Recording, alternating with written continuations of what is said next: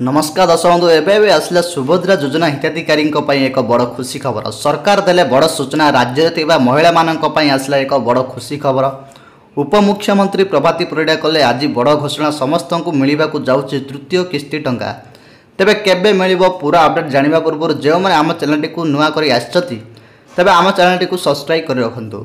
तो दर्शक बंधु आम राज्य सरकार सुभद्रा महिला मानी एक बड़ खुशी खबर आनी तो राखी पूर्णिमा आम सरकार सुभद्रा योजनार तृतीय किस्ती भाव में 5,000 टंका लक्षाधिक महिला बैंक खाता को सेंड करा आउ जो मैंने पाइथिले से माने खुशी रे राखी पूर्णिमा पाइथिले किंतु जो मैंने पैसा पाई नथिले से माने असंतोष होइथिले एवं पर्व बहुत कष्ट रे पाइथिले।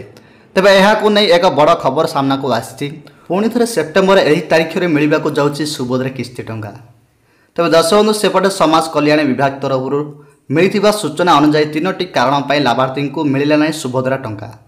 प्रथमतः बैंक खाता सह मोबाइल नंबर जोड़ा हो नाला, द्वितीय IFSC कोड किसी त्रुटि थिला, तृतीयतः पेमेंट प्रोसेसिंग किबा खाता संख्यार त्रुटि जोगु टंका विलंब में पहुंचीला। तेबे एही सबु समस्या को समाधान करने को विभाग जारी रखिछि।